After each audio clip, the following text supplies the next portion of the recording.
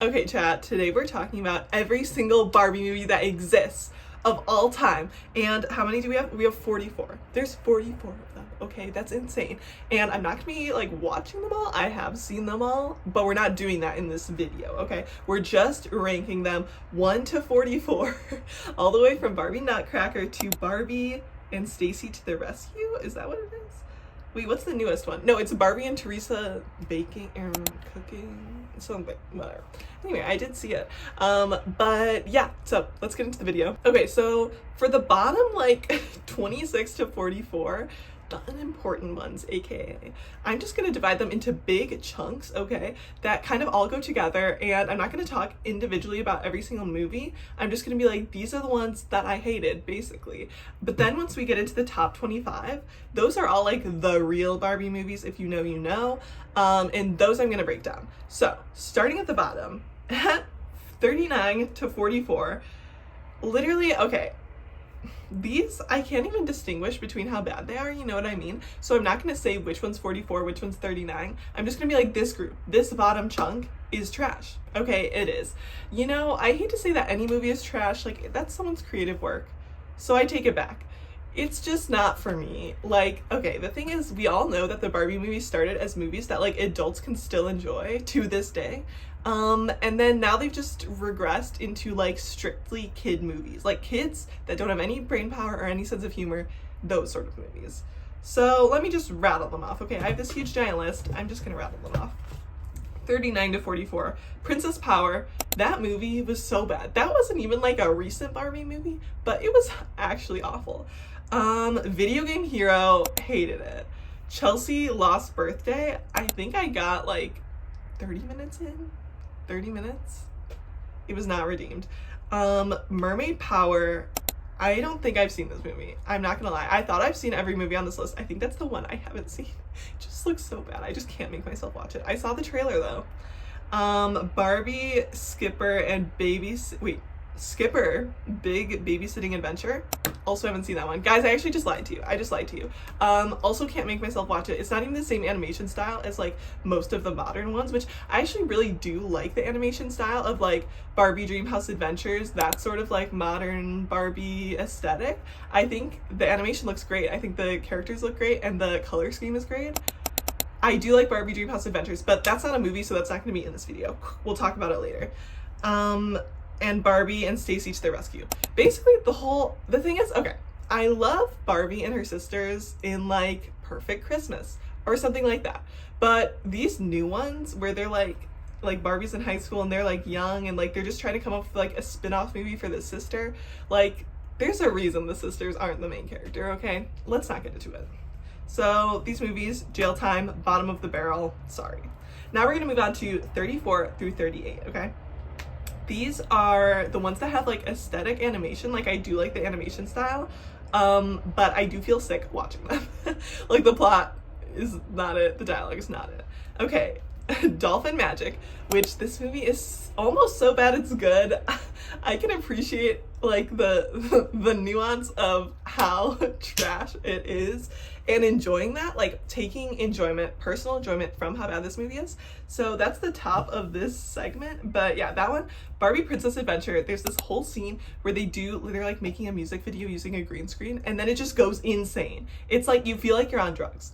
Then there's Epic Road Trip. This one, okay, this one I kind of could get behind because it was like the choose your own adventure style, which is really fun. I feel like I haven't really experienced that in like a movie format or like a show format, so I really liked that. And Barbie and Ken actually get together and kiss in this one, and the reason they actually bring us to this point that they don't in like any other like modern Barbie movie is because it's a choose your own adventure, so it's not actually canon that they get together. They can be like, oh, that was just like a dream, or like that was just one multiverse, you know what I mean? Which I kind of thought was interesting. I did actually like this one, but you know, it just doesn't compare to the rest of the Barbie movies, you know. So then Big City, Big Dreams. This one sets up like the It Takes Two show or something. I think that's what it's called, which I haven't seen. I couldn't make myself watch it. And then there's, oh, Barbie and Teresa, Recipe for Friendship. This is the most recent one. Actually, I liked this one. It wasn't that bad. It was that same pretty aesthetic, and it was just like, it's kind of like those movies that you watch when you're sick, when you have like absolutely no brain power or visual power. You're just like completely drugged and like in a different state, like you're on a different plane, you know, and then you're just like craving a kids movie that you don't have to think about at all, that just explains everything out to you. I would recommend this movie. Okay, moving on to our next segment, 26 through 33, and then we'll get into the heavy hitters. Okay, this is the last like trash ones, I promise. This is kind of like the in-between period between like good Barbie movies and now what we're dealing with these days. So okay, Pink Shoes. Guys, I just didn't like Pink Shoes. It didn't do it for me. I know that was kind of ish in the old Barbie era, but I hated Pink Shoes. Rock and Royals. This was one of the more modern ones that was like actually okay. It was bearable. I liked that it had a little like multiverse element where like one of the sisters from like Princess and the Pop Star was a character in it. I was like, that's cool. I like that. The rest of it, whatever. Unremarkable. Pearl Princess gives me the ick. I do not like that. It's like, it's trying to be like Mermaid Tale, but worse, way worse. Secret Door, also ick. The characters are so annoying. Great Puppy Adventure and Puppy Chase, which are two different movies, by the way. Those were okay. I think it's because I was craving any new Barbie content that they satisfied me, but not great. Once again, not great. Spy Squad was okay. Didn't like the animation style. Yeah. Barbie Starlight Adventure, the reason it's this high up, I really cannot remember a single thing about it. I didn't like the animation, but it had that one banger of a song. You guys all know the song. And it was really good, which is why I made it to this in-between segment. Okay, that was painful. I was just speed running through those. Now, we're getting to the top 25, the real ones, the heavy hitters. Let's get into it. Okay, at 25, I'm actually scared to say this. I feel like you guys are gonna hate me. But at 25, I put The Nutcracker. Okay, I know, like, I know the history. I know that this is the first Barbie movie, okay? And I gotta show it its proper respect, which is probably the reason why I put it at 25. Otherwise, I probably would have put it lower. I'm sorry, guys. The thing is, I'm just not like, a classic girl. Like, I love the classic Barbie movies, but like, something about this first one, I realized it was groundbreaking. I realized it set the tone for like the rest of the Barbie movies, so I respect it for that. But I just never go back and watch it. I think I've seen it maybe twice in my life. It's really slow moving. It's like back before kids were like craving overstimulation, and so my brain just can't do it anymore. It's too slow. Anyway, 24, Thumbelina. I don't really like Thumbelina. It's not super, I don't know. It doesn't feel like a Barbie movie. It feels like a Polly Pocket movie or like some weird spin-off, you know what I mean? So like, it's not terrible. It has like a little environmental sustainability moral, which we love. And it's interesting. It's not like the other Barbie movies, which could be good in some ways. I didn't like it in other ways. 23, Christmas Carol. Now, this movie is iconic. It is, okay? And I respect it for its history and what it is. I do really like it. I think it's clever, and I like that it sticks to a Christmas Carol storyline while also like making it Barbie, which feels like it should be hard to do, but somehow they do it pretty well. Once again, I never rewatched this. I never crave this movie. I do quote the like, Snickerdoodle, your favorite. When she literally, okay, if you know the scene, she literally takes like the giant cooking spoon that she's using to make her Snickerdoodle cookies and shoves it in this girl's mouth and then stirs the bowl. That's all I can remember from the movie. 22, Mariposa and the Fairy Princess. There's some good themes in this one about friendship, about having to be a friend to someone first before you can expect friendship in return, which I really like this moral. It's interesting, it's girly, but it's not, it just feels like an easy remake, you know what I mean? 21, Ponytail. This one I discovered in my adult life. Is it bad that I'm discovering Barbie movies in my adult life? I don't think so. I think it's completely valid. But anyway, Ponytail, it was pretty good. Like, I was expecting it to be like the modern Barbie movies where it's like complete trash. And so I was pleasantly surprised. And I think that's why it's ranked so high, is because it surprised me. There's that one really great song that's like, "You're the One" or whatever. It's very like main character pick me, like no one can tame this horse but me. Like, it's a horse movie. It's a horse girl movie, which I don't hate. So, okay, number 20, Mariposa. Mariposa, I honestly sleep on. Like, I think I would like this movie a lot more if I actually watched it. It's just one of the Barbie movies that I don't own. And so I think that's like literally the only reason why I didn't watch it as much growing up. But it is really good. It's like kind of a new, like darker color scheme, which I like. It's a new take on the fairy thing with it being like butterfly wings, which I also like. Prince Carlos is super cute. Love the accent. It's just kind of odd that like why did they choose to name it Mariposa when like he's the POC, I guess. I don't even know. I don't even know what they were aiming for with this one, to be honest. Like, why are you calling it Mariposa if it's just a white girl? Like, make it make sense, you know? Maybe I'm misremembering it, though. Maybe I am. I remember she had those two really annoying friends. I honestly don't remember much of the plot. I know that, like, he liked reading, she liked reading, which I liked. And it was aesthetic. Okay, number 19, Fairytopia. I do think it's iconic that they live in flowers and that their flowers like talk to them, and like they call it like peony or whatever. Like, I really loved that part of it. I love the aesthetic. I love, it's not really the hero's journey, but I love that it's kind of like heroic. She lives in this world where she's the only one who doesn't have wings, and so she has to be really resourceful to try to basically use like what she's got to make her way in the world. And I really do like this theme that what makes her different is like actually her greatest asset. Like when everyone is like taken down because they have wings and stuff like that, like her supposed weakness is actually a strength, and you know, it's what she uses to like defeat the bad guy, blah blah blah. But then people have been like, that's kind of problematic, because then like her greatest asset, her weakness, like not having wings, is just completely taken away at the end, because then she gets wings. So it's kind of like, if you persevere long enough, you'll get what like you want that everyone else has. Like, it's kind of a questionable moral. I liked it up until that point though. Yeah. Number 18, Swan Lake. I feel like you guys are gonna be mad at me again. I really don't like the super old classics. Like, I like the classic Barbie movies, but like the really old ones, like Swan Lake, Rapunzel, Nutcracker, that are like all based off of like actual stories or ballets or whatever, like they don't hit as hard for me. I'm not gonna lie. I think I'm more of like a classic Barbie movie slash like middle modern. Do you know what I mean? Like the like Fairy Secret, Princess Charm School, like that era was kind of more my era. I don't know why though. I guess it's when I was born, but so this movie still is good. Obviously the soundtrack slaps because it's Swan Lake. The little like, I don't want to say minions, but like the little creatures, like the woodland creatures, that's fun. I like it. I just don't really like the guy at all. I think there's a lot of annoying characters in that movie. She's kind of dumb, but it's not terrible. Like, I do like it. Number 17, Rapunzel. I told you guys, I warned you. Okay, once again, the songs in this movie do slap.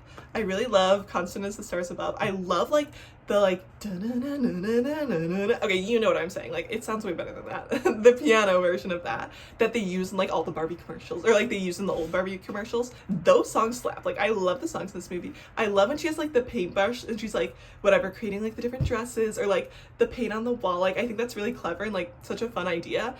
So I do like this movie. Once again, I never rewatch it, okay? Like, something about it, like I don't like not the bad guy, whatever, Mother Gothel, like, yeah.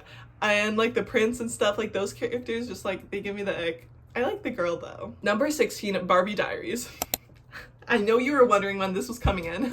Why is it ranked above Rapunzel and Swan Lake? Guys, I don't know. You can come for me. That's honestly fair. It's just so funny to me. Like, this movie is so bad. Once again, so bad it's good. Like, I will stand by that. Like, the animation, what am I actually looking at? Like, my brain feels like it's decaying. The plot line is insane, but it's just so funny. Like, I can't stop cackling at that movie, and so for that reason, I give it a 16. Number 15, Mermaidia. Okay, the whole Fairytopia, like, whatever trilogy,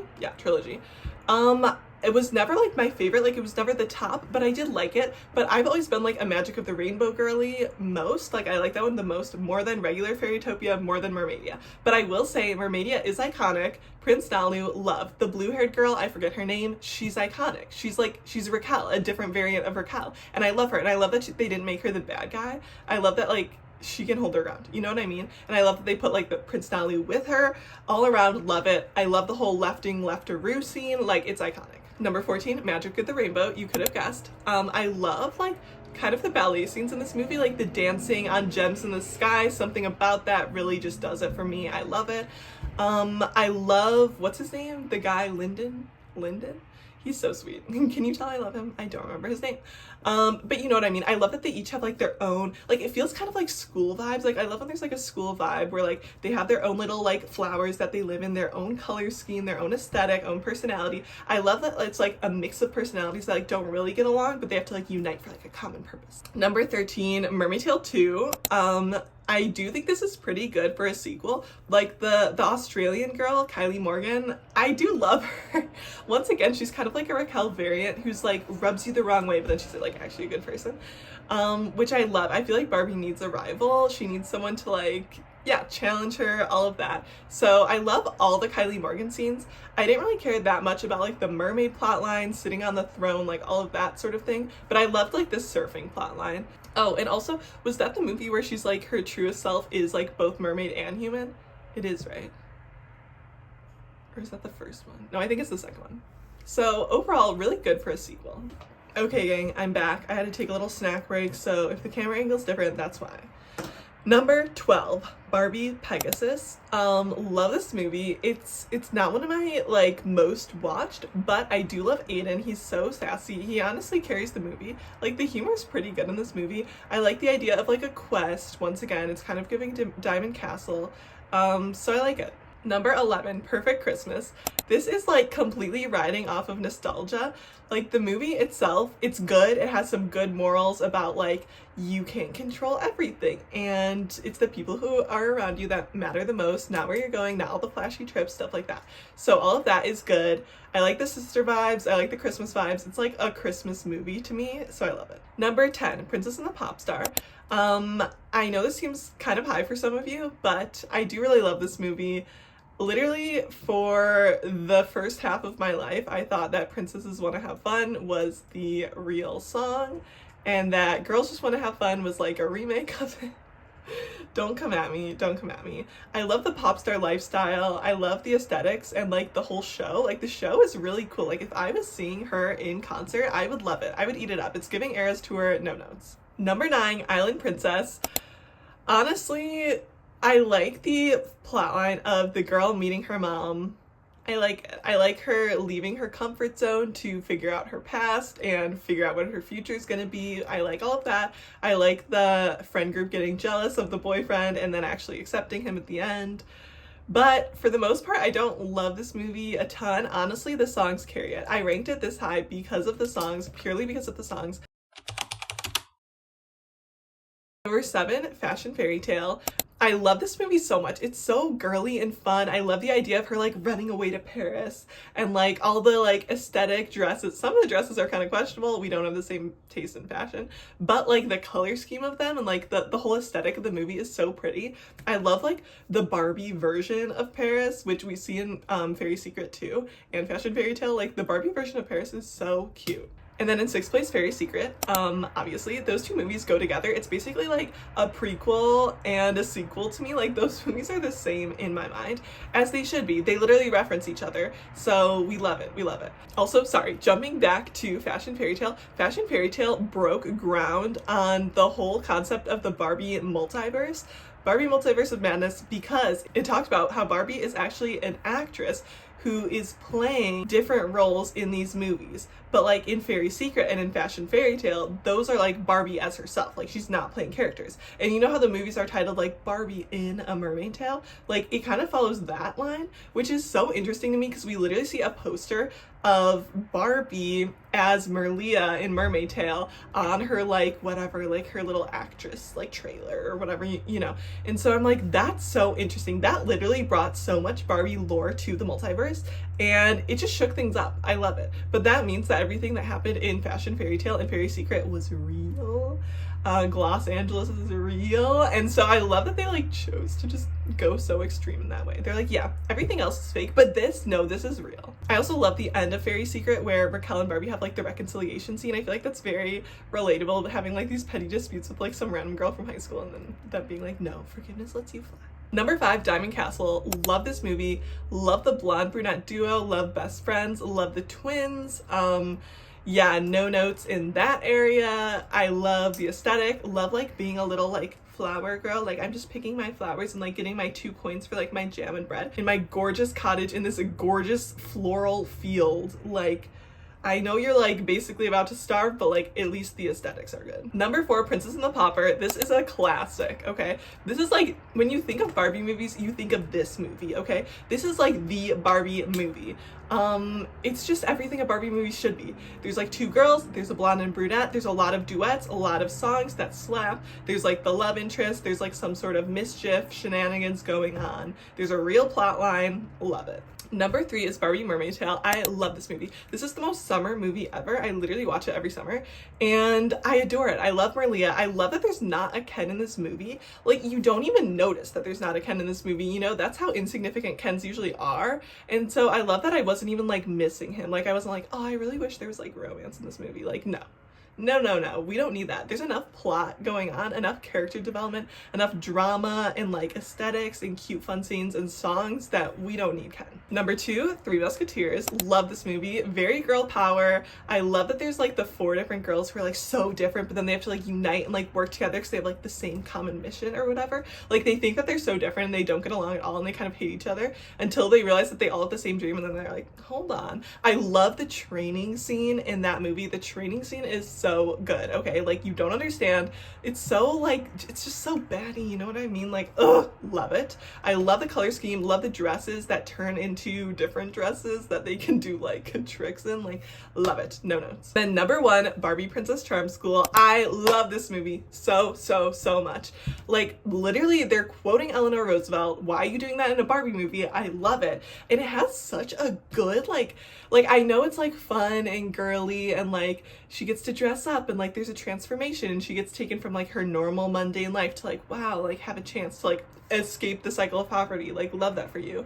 And like, she's the long lost princess. Like, it's very predictable in that way, that has like all the same common like Barbie themes. But I love, like, literally younger Catherine didn't even realize how deep this movie is. Like, when the tutor starts talking about like, yeah, we do all these like things that you think are superficial, but like actually help build confidence for these girls. And she then literally the greatest line in the movie is that the girls, most of the girls at the school have confidence without character, but Blair has character without confidence. And I love this because I feel like that's so relatable for so many girls. It's like they have such a strong personality and beliefs and like morals and stuff like that, but like they don't have the confidence aspect of it. And then also when you're looking out into like other people, normally you think that other people have like the confidence, they have it all together, but maybe they're like a little shallow or something like that.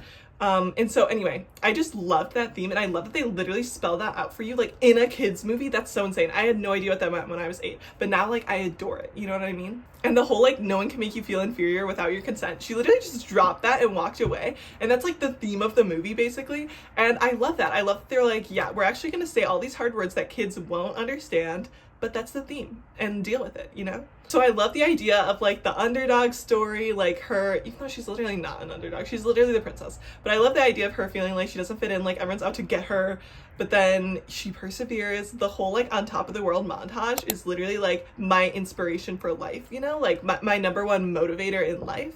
All in all, adore it. The aesthetics are so good. Once again, I have like such a thing for Barbie movie color schemes. Like they always hit, like it is childhood, you know what I mean? Like that is the color scheme of my soul. Anyway, thanks for watching this video today, guys. I know it's kind of a long one, but hopefully you enjoyed it. Bye.